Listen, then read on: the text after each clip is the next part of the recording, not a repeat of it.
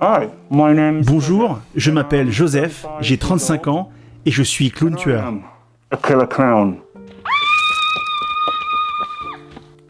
Alors ça fait 6 ans que j'exerce cette profession de clown tueur. J'ai comme beaucoup commencé par passion et puis j'ai sauté le pas. Je me suis professionnalisé et aujourd'hui, je suis mon propre chef d'entreprise. Mon quotidien, vous savez, ma vie n'est pas si différente de la vôtre. Bon, à la différence que je vis la nuit, mais en dehors de ça, j'ai une vie normale. C'est un peu métro, boulot, dodo. Je m'occupe de ma maison, je fais les tâches quotidiennes. Je m'entraîne aussi parce que, il le faut bien. C'est un métier exigeant et il faut pas se laisser aller. Ma situation... Alors vous savez, en tant que chef d'entreprise, j'ai assez peu de temps à moi et... C'est vrai que je fais un métier qui ne favorise pas les relations sociales. C'est un mode de vie très solitaire, mais je ne désespère pas.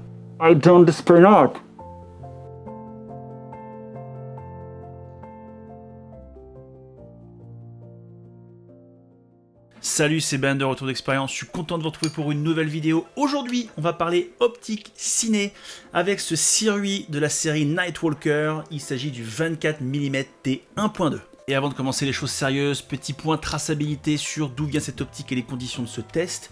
C'est la première fois que je suis à l'origine d'une demande de produit pour une marque. Circuit, c'est un partenaire historique, ça fait déjà plusieurs fois que je travaille avec eux, qui m'envoient du produit, que je le teste. Il y a eu plutôt toujours du bon, mais jamais exempt de défauts. Les conditions de ces tests avec Circuit et les conditions que je leur impose, comme à toutes les marques avec lesquelles je travaille, c'est vous m'envoyez le produit, mais vous n'avez rien à dire. Je dis ce que je veux, si c'est bien, je le dirai, si c'est nul, je le dirai. Circuit a toujours accepté ces conditions, ils n'ont aucune visibilité sur les vidéos avant qu'elles sortent. Ils les découvrent en même temps que vous, et la seule rémunération, entre guillemets, que j'ai, c'est cet objectif. Aucun échange financier et rien ne m'est imposé quand je fais mes vidéos. Circuit, c'est une marque que j'apprécie beaucoup, je m'en suis jamais caché. J'avais déjà des produits de chez eux avant de travailler avec eux. J'apprécie beaucoup leur capacité à entendre les remarques pour améliorer les produits. J'ai un échange très fluide avec eux. Je travaille avec eux en ce moment sur un autre produit dont je ne peux pas encore vous parler, qui présente des défauts, et la marque m'a demandé de leur faire un retour d'expérience des défauts que j'avais constatés pour améliorer le produit avant sa sortie, et c'est le genre d'état d'esprit que j'apprécie énormément. On est donc sur une optique qui ouvre à T1.2, c'est une très grande ouverture, on est sur la série Nightwalker. Circuit a voulu sortir des optiques qui permettent de filmer en basse lumière, donc T1.2 c'est presque ce qui se fait de plus bas. Aujourd'hui il y a du 0.95 mais c'est très dur à manipuler, donc là on est sur du T1.2, et certains d'entre vous vont me dire mais pourquoi T1.2, pourquoi pas F1.2? Alors le F, c'est réservé à la photo, c'est un calcul qui permet de déterminer la quantité de lumière qui rentre dans une optique. Je l'ai noté ici parce que moi les formules mathématiques ça me gave. En gros c'est la distance focale divisée par le diamètre du faisceau de lumière, alors que T c'est la lumière transmise. Ce qui veut dire que c'est un facteur de transmission qui correspond à l'ouverture du diaphragme par la racine carrée du pourcentage de la lumière qui atteint l'objectif. Ça paraît très compliqué, ce que vous devez retenir, c'est que à F1.2, à F, globalement F, on arrondit le résultat pour donner quelque chose d'approximatif. À T, on a un résultat très précis qui est toujours le même sur une série. C'est-à-dire que si vous avez 3 objectifs T1.2, ils vont tous prendre exactement la même lumière. Alors que si vous avez 3 objectifs F1.2 et que vous les mettez sur, vous faites une photo avec votre boîtier, vous allez vous rendre compte qu'à ouverture équivalente, parfois vous n'avez pas tout à fait la même luminosité. Et ça, c'est parce que le F, en gros, arrondit le résultat, alors que le T est une mesure précise. On a un objectif entièrement en métal qui fait dans les 500 grammes. Il faut savoir que tous les objectifs de la série font dans les 500 grammes, plus ou moins 30 ou 40 grammes je crois. On a un diamètre de filtre standard à 67 mm. On est sur ce 24 mm sur une distance de mise au point de 30 cm, ça c'est très appréciable. Vous avez une bague de diaphragme avec une course à 270 degrés et une bague d'ouverture évidemment clickless, donc elle ne fait pas de bruit, qui va de T1.2 à T16. Les deux bagues sont crantées pour pouvoir y installer un système de follow focus. On est sur une mise au point à 270 degrés, donc super précise. Typiquement là, on a 30 cm, 32 cm, 34, 36. Ça vous permet de faire un point vraiment très précis. C'est tout l'intérêt des optiques ciné par rapport aux optiques photo qui, elles, ont un autofocus et qui, quand on les prend en manuel, ont souvent 90 degrés maximum. C'est beaucoup plus difficile et quand on est à 1.2, je peux vous dire que 270 degrés, ça fait une vraie différence. Ces objectifs sont disponibles en monture Sony E, en Fujifilm X, en Canon RF et en micro 4 tiers. Et oui, elles ne sont pas disponibles en monture L. Et c'est leur plus gros défaut, parce que sur un Panasonic S5 II, S5, S1H, S1R, S tout ce que vous voulez, ça aurait été génial ce genre d'optique. Mais ils ont oublié la monture L et je trouve ça dommage. Et pour la disponibilité, donc on a un 24, un 35 et un 55T 1.2 disponible en deux coloris, en noir et en gris, au prix de 439 €. Je crois que les gris sont un petit peu plus chers, il doit y avoir 40 ou 50 balles à mettre de plus. Mais voilà, 439 € pour une optique ciné qui ouvre à T 1.2, c'est ultra compétitif.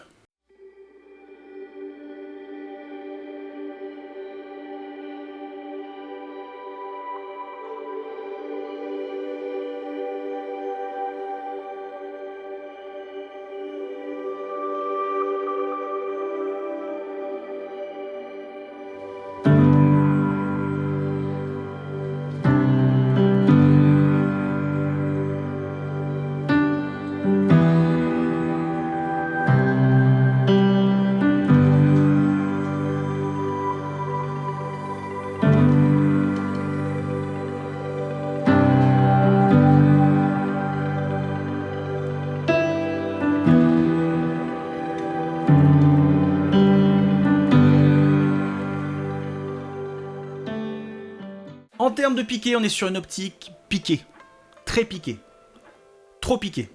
Une optique ciné se destine au cinéma. Et dans la vidéo et dans l'image cinématographique, on ne cherche pas le piqué à tout prix. On cherche une image douce, mais pas molle. C'est-à-dire qu'il y a un compromis à faire entre trop mou, et du coup on a l'impression que l'image n'est jamais parfaitement nette, et trop piqué, où là c'est chirurgical, ce qu'on cherche plutôt dans la photo. Dans la photo, on a tendance à chercher un piqué quasiment maximum, peut-être un petit peu moins en portrait, mais globalement on cherche le piqué. Je vous mets des images ici, j'ai fait un comparatif entre une Sigma et celle-ci.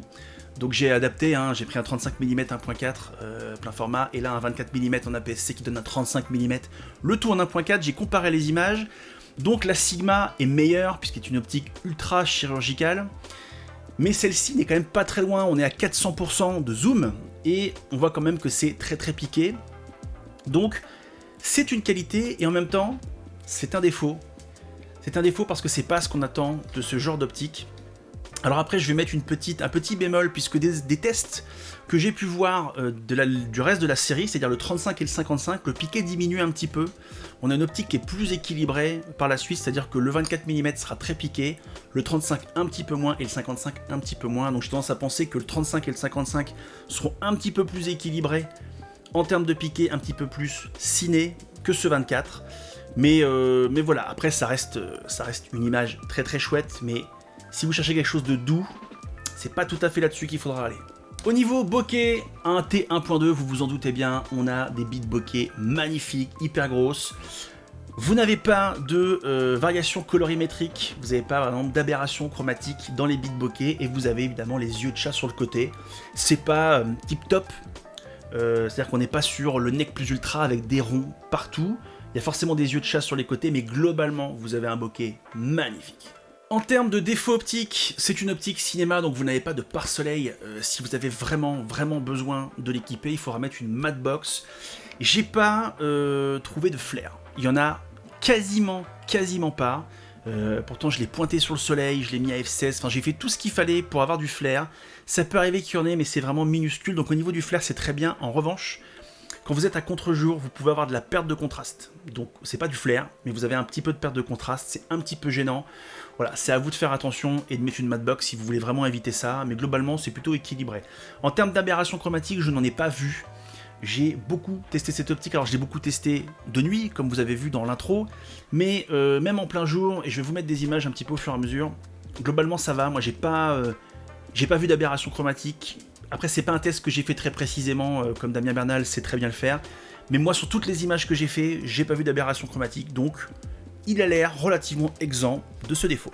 Dans les spécificités à l'usage, qui sont des trucs qu'on se rend compte en l'utilisant et qu'on voit pas forcément dans les fiches de spec ou dans les descriptifs de produits, moi j'ai repéré deux trucs. D'abord, la graduation de la bague de diaph est un petit peu particulière. C'est une optique qui est vraiment destinée à l'usage en basse lumière et ça se voit puisque entre T1.2 et T4, vous avez 4 cm. Vous pouvez faire vraiment un bon tour quand même de la bague. En revanche, de T4 à T16, vous avez 1 cm. Là, de T4 à T16, je sais pas si vous allez voir, j'ai 1 cm. De T1.2 à T4, j'en ai 4 cm. Ça veut dire quoi? Ça veut dire que vous pouvez faire T1.2, T1.3, T1.4, T1.5, enfin, c'est très très précis au niveau de l'ouverture en basse lumière. Par contre, dès que vous êtes entre 4 et 16, bah là pour le coup, vous êtes, c'est pas hyper précis quoi. Donc c'est vraiment une optique qui se destine à filmer dans des conditions de basse lumière, ou en tout cas à être utilisée à pleine ouverture. Deuxième truc qui m'a un petit peu changé, c'est les mesures sur la bague de mise au point. Puisque les mesures, le trait qui permet d'identifier votre niveau de mise au point et le chiffrage ne se fait pas sur le dessus, comme on a l'habitude sur les objectifs photo, mais sur le côté. C'est ici que vous allez voir vos mesures de mise au point, ici ou ici, c'est-à-dire que c'est des deux côtés, vous avez la capacité de voir finalement comment est calée votre mise au point. Pourquoi? Parce que sur des optiques ciné, on utilise généralement des caméras ciné et donc c'est manipulé par des opérateurs. Les opérateurs, ils sont pas au-dessus, ils sont sur les côtés de la caméra. Et quand on utilise le follow focus, c'est comme ça qu'on cale son follow focus. Donc, vous n'aurez pas, et ça il faut un petit peu s'y habituer, ça fait bizarre au début, vous n'aurez pas, parce que parfois c'est pratique de céder quand on voit sur une bague à 270 degrés, quand on a un sujet qui est à peu près à 1m50, et ben c'est agréable de pouvoir se mettre directement à peu près à 1m50 et de faire son point. Sauf que là, il faut regarder sur le côté. Alors au bout d'un moment, on s'y fait à force de le manipuler, moi j'ai fini par m'y habituer, mais ça perturbe un petit peu quand on est habitué à l'avoir au-dessus. Donc voilà, c'est un petit détail à l'usage, mais c'est bon à savoir. Alors qu'est-ce que j'ai pensé de cet objectif? J'ai adoré utiliser cette optique. J'étais hyper content. Déjà, c'est la première fois que quand je vois une série d'optiques qui sort, je suis hypé. Je me suis dit, mais faut que je me les achète, c'est génial. J'ai reçu cette optique, la qualité de construction, tout de suite, on sent que c'est efficace, il n'y a aucun jeu. Là, il est monté sur le boîtier, sur un Sony A7 IV, il n'y a aucun jeu.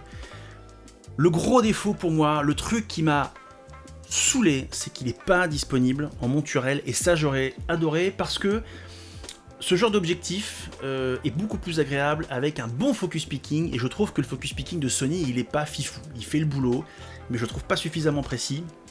De même, pour les mesures d'exposition, moi j'apprécie d'avoir une waveform, et encore une fois, le waveform n'est toujours pas disponible chez Sony, qui vend à tort et à travers de la vidéo, et il n'y a pas la waveform, donc sur Panasonic, sur un S5 II, ça aurait été parfaitement adapté.